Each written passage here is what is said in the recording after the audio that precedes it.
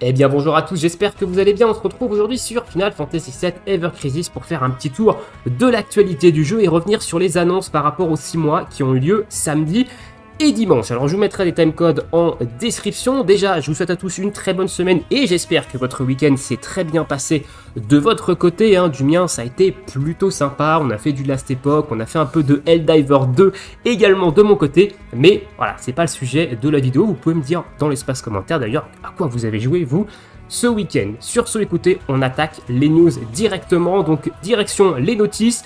On a eu le planning du reset coop et le planning des campagnes de boost qui est sorti. Donc au niveau de la reset coop, on a eu évidemment le reset vendredi de la semaine dernière et on a du coup le reset jusqu'au 28 mars. Alors de mémoire, je pense que le Zetan Rattel ici, on ne l'a jamais eu. Donc peut-être des nouveaux cristaux lors du reset ce vendredi. Sur le coup, j'ai un doute quand même parce que ça me dit rien, ce boss. Mais j'ai regardé vite fait sur les autres. Je pense qu'il n'y aura pas de cristaux sur les autres resets. Je pense qu'on les a déjà globalement tous eus. Au niveau de Weapon Part, vendredi dernier, c'était de la Tifa qu'on a pu récupérer. Ce vendredi, ça sera Lucia. La semaine prochaine, Red 13. La semaine d'après, Sephiroth. Et là, le dernier reset de mars, ce sera des Weapon Part de maths. Voilà, donc pensez quand même à garder des médailles coop pour aller récupérer ces 20 Weapon Parts sur les différents personnages. Parce que c'est un objet qui est quand même plutôt intéressant et qui est quand même globalement assez limité dans le jeu actuellement, même si on en a régulièrement dans les événements et dans le shop de la coop. Ça peut notamment vous servir à aller gratter des étoiles sur des armes collab. Voilà, donc ça peut être plutôt précieux comme item. Et le planning des boosts du coup de mars. Donc on commence la semaine avec une campagne notamment de boost sur les drops des expéditions Chocobo. Donc si vous avez des Choco Boosters à claquer, c'est le moment, allez-y, il faut en claquer. Moi je vais aller en claquer pas mal parce que je les garde en fait ces Choco Boosters pour ce genre de campagne là, pour aller récupérer un petit peu plus de matos sur mes expéditions. La semaine prochaine, ce sera une campagne sur les premium, donc 30% de rewards supplémentaires sur les premiums. Moi, ça fait un moment que les premiums, je ne fais que des memories de personnages, donc je fais un bon stock de memories. J'en ai 300 pour Matt, 300 pour Lucia, j'en ai 300 pour Cloud également. Je suis en train de farmer des memories là pour Zack, donc ce genre de campagne, c'est plutôt intéressant d'aller gratter quelques petites memories en plus. La semaine d'après, c'est sur les objets de crafting de Materia qu'on va avoir un boost. Et pour finir le mois de mars, ce sera une campagne sur les matériaux d'enchantement, à savoir qu'on a encore actuellement, avec l'événement du coup de matériaux d'armes, encore un boost de 50% sur les matériaux d'armes dans les différents niveaux. Donc c'est plus intéressant d'aller farmer maintenant les matériaux d'armes et de profiter du 50% que d'attendre la dernière semaine de mars avec le 30% seulement. Voilà, vous avez 20% de plus et c'est plutôt cool. Et en plus de ça, cette semaine, à part l'événement avec l'énergie limitée, l'événement des matériaux d'armes, on n'a pas grand chose à faire jusqu'aux 6 mois du jeu. Donc ça peut être sympa de profiter encore de cette campagne.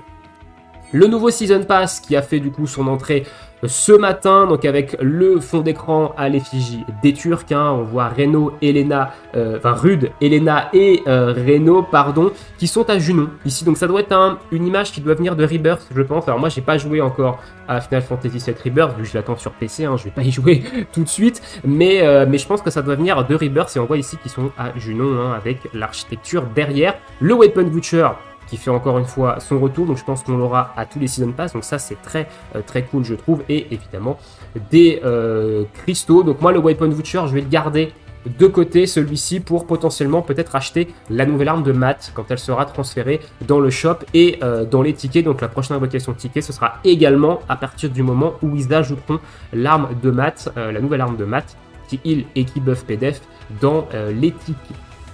Voilà pour le nouveau Season Pass, donc moi je vais l'acheter, évidemment. Si vous comptez d'ailleurs l'acheter, prenez-le peut-être plutôt sur Steam, il coûte 1 ou 2 euros moins cher que sur vos stores mobiles. Voilà.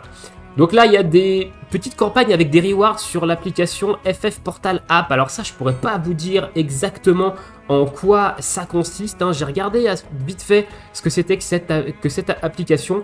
Et honnêtement, je me suis pas mis les mains plus dedans. Mais il y a quand même quelques petites rewards à aller récupérer si vous voulez faire des petites recherches. Voilà, il y a 5 tickets d'invocation, il y a 5 toniques. Donc Voilà, mais je sais pas trop encore à quoi ça correspond. J'ai pas creusé évidemment le sujet. Allez, sur ce, on va parler des 6 mois du jeu avec ce qui a été annoncé samedi, dimanche et ce matin. Alors on va commencer par revenir rapidement sur ce qui a été annoncé sur ce qui a été annoncé vendredi. Donc vendredi, j'en avais parlé, on a eu cette image lors de la vidéo compte à rebours des 6 mois qui fait beaucoup penser évidemment à Ellegor. Voilà, donc ce sera sûrement Ellegor, le boss qu'on aura lors de l'événement pour fêter les 6 mois du jeu. Samedi, on a eu cette image dans la vidéo de compte à rebours et cette image, évidemment, elle fait plaisir. Ici, on nous dit que pendant les 6 mois du jeu, on aura 280 invocations gratuites. Donc, on aura le retour de la multi quotidienne et on aura une multi pendant 28 jours, ce qui fait 28 multi gratuites. Donc ça, c'est vraiment cool parce que la célébration, vous allez voir, elle va s'étendre sur, évidemment, plusieurs semaine avec l'information qu'on a eue ce matin. Et oui, je saute dimanche exprès parce que dimanche c'est là où on va parler un petit peu plus des 6 mois. On a eu ce matin cette image dans la vidéo de compte à rebours qui nous annonce en fait que les célébrations du demi-anniversaire vont durer 7 semaines. Voilà, donc 1 mois et demi de célébration, quasiment 2 mois de célébration pour ces 6 mois. Donc ça annonce des choses à mon avis intéressantes et on risque d'être pas mal régalé sur ce demi-anniversaire, donc c'est plutôt cool vu que bien on vient de le voir juste avant, on va avoir déjà 28 multi gratuits, donc les multi quotidiennes et à mon avis ça va pas s'arrêter là. Et du coup l'image qui a pop dans la vidéo dimanche, et celle-ci je pense que c'est celle qui a fait couler le plus d'encre. Si vous avez joué à Final Fantasy VII, vous avez reconnu derrière que c'est le Haut-Vent. Donc du coup cette espèce de gros aéronef, évidemment, qui est une invention de Sid. Donc évidemment tout le monde en voyant ça a dit c'est un teasing, le prochain personnage il arrive aux 6 mois et du coup c'est Sid. Voilà.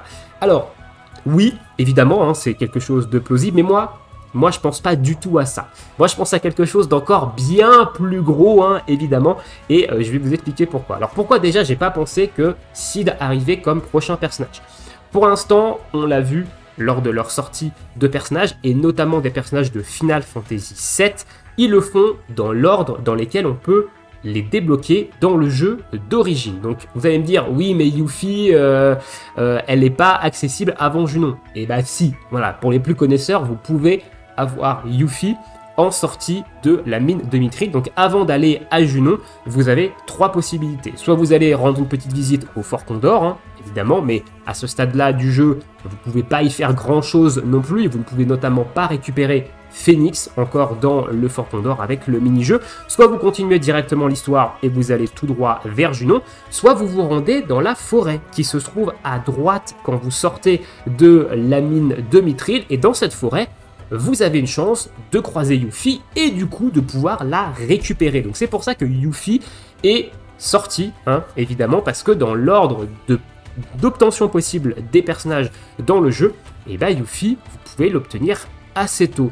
Le personnage qu'on obtient après, c'est Ketsit. Ketsit, on l'obtient au niveau du Gold Saucer, et c'est la prochaine étape. En fait, c'est le prochain personnage qu'on obtient dans le jeu d'origine. Et après Ketsit, le prochain personnage que l'on peut obtenir, qui est encore une fois un personnage optionnel, tout comme les Yuffie, c'est Vincent. Parce que Vincent, on peut l'obtenir à notre premier passage au manoir de Nibelheim. Et Sid, lui, arrive encore après, à partir du moment où on arrive au village Fusée et on rencontre pour la première fois Sid. Donc du coup, moi ça me paraît peu probable que Sid arrive dès maintenant, étant donné que ils ont tendance à suivre l'ordre, et avant Sid, il y a Ketsit et il y a Vincent. Maintenant, je peux évidemment me tromper. Ici, c'est pure théorie, mais ça me paraît quand même assez peu probable que Sid arrive comme prochain personnage. Moi, j'ai pensé à autre chose. Le Haut-Vent, qu'est-ce que c'est dans le jeu Final Fantasy? À quoi ça correspond dans le jeu quand on le débloque? Et bah tout simplement, c'est notre QG. Le Haut-Vent, c'est un peu l'endroit où on va où on va retrouver un peu, c'est notre QG. On a la grange avec le chocobo, on a différentes choses dans ce Haut-Vent, et ça devient notre QG quand on le débloque. Et là malheureusement je vais être obligé de parler de datamine. On sait depuis plusieurs mois maintenant que dans les fichiers du jeu, il y a un système de guild qui est prévu, hein, et c'est pas juste une mention dans un fichier, il y a énormément de détails sur ce système de guild, donc je ne rentrerai évidemment pas dans les détails ici parce que ça touche au datamine, mais voilà, on sait qu'il y a un système de guild et apparemment ce système, d'après une source qui est fiable ou pas, hein, c'est une source de data miner, le système serait prêt et Square Enix attendrait un bon moment pour le sortir. Et du coup, moi quand j'ai vu ce auvent, j'ai tout de suite pensé à ça. J'ai tout de suite pensé, voilà, le auvent, ça va être le QG des guildes et du coup, potentiellement, les guildes arrivent avec les 6 mois du jeu et avec cette image de auvent. Voilà, donc c'est directement à ça que j'ai pensé avant même de penser au personnage de Sid. Hein. Alors peut-être parce que c'est pas un personnage que j'attends, hein. Moi j'attends évidemment Vincent Valentine, mais du coup moi ça m'a fait penser énormément à ça parce que je pense pas qu'ils auraient mis honnêtement le auvent pour teaser Sid. Je pense qu'ils auraient peut-être plutôt mis sa silhouette et à mon avis il aurait peut-être pas teasé aussi rapidement. Voilà, je pense que ça aurait été l'un des derniers teasings de la campagne. Donc moi, j'ai directement pensé à ça. Pour moi, le auvent, ça correspond au QG de guild et ça sera potentiellement ce qui va arriver avec les 6 mois du jeu. Alors évidemment, ce n'est que théorie, hein. Attention, ici, théorie appuyée par des datamines, donc c'est des choses à prendre avec des pincettes, encore une fois. Hein. Donc on verra bien, donc ça sert à rien évidemment de se hype, de se surhype pour ça, parce qu'on risque d'être déçu si jamais c'est pas le cas.